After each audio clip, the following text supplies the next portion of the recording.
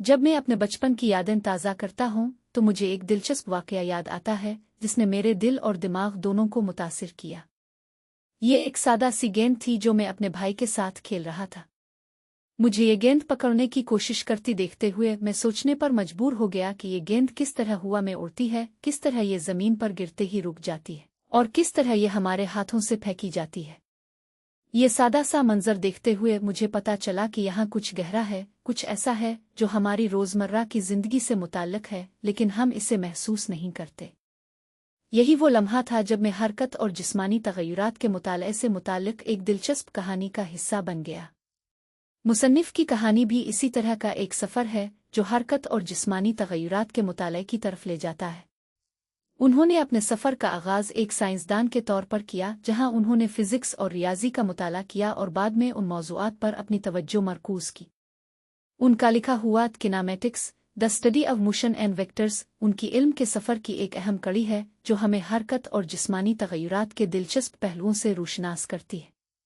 کتاب کی کہانی ہمیں سادہ سے بڑی کہانیوں کی طرف لے جاتی ہے جہاں ہم حرکت اور جسمانی تغیرات کے مختلف پہلوؤں سے روشناس ہوتے ہیں۔ ایک گیند کو پھینکنے سے لے کر راکٹ کو خلا میں بھیجنے تک، یہ کتاب ہمیں بہت سارے مثالوں کے ذریعے سمجھاتی ہے کہ حرکت کس طرح ہماری روزمرہ کی زندگی کا ایک اہم حصہ ہے۔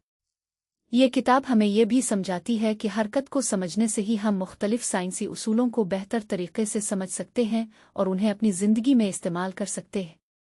پہلا سبق یہ ہے کہ حرکت کس طرح ہماری زندگی کا ایک اہم حصہ ہے۔ ہم جس طرح بھی چلتے ہیں، جس طرح بھی کھیلتے ہیں اور جس طرح بھی سائنس کو سمجھتے ہیں، یہ سب حرکت سے متعلق ہے۔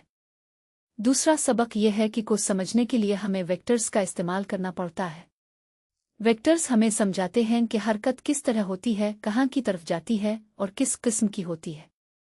تیسرا سبق یہ ہے کہ حرکت کو سمجھنے سے ہی ہم ایسے نئے علوم اور ٹیکنالوجی کو تخلیق کر سکتے ہیں جو ہماری زندگی کو بہتر بناتے ہیں۔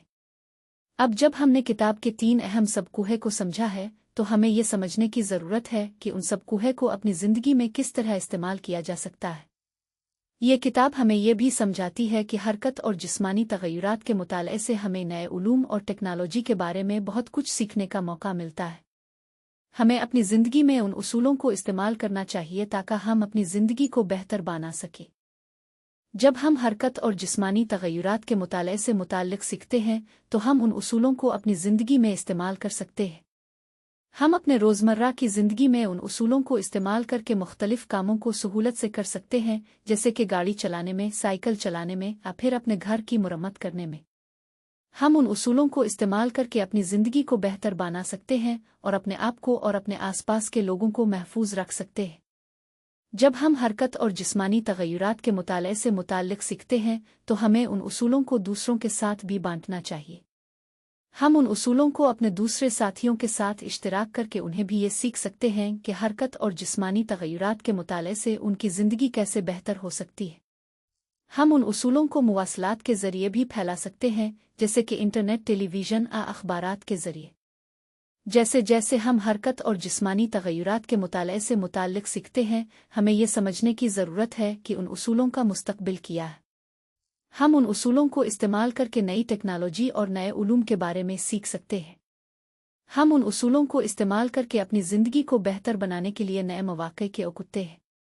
آخر میں جیسے جیسے ہم نے حرکت اور جسمانی تغیرات کے مطالعے سے متعلق سیکھا ہے، ہمیں یہ سمجھنے کی ضرورت ہے کہ ان اصولوں کو اپنی زندگی میں کس طرح استعمال کیا جا سکتا ہے۔ ہمیں ان اصولوں کو اپنی روزمرہ کی زندگی میں استعمال کرنا چاہیے تاکہ ہم اپنی زندگی کو بہتر بنا سکیں۔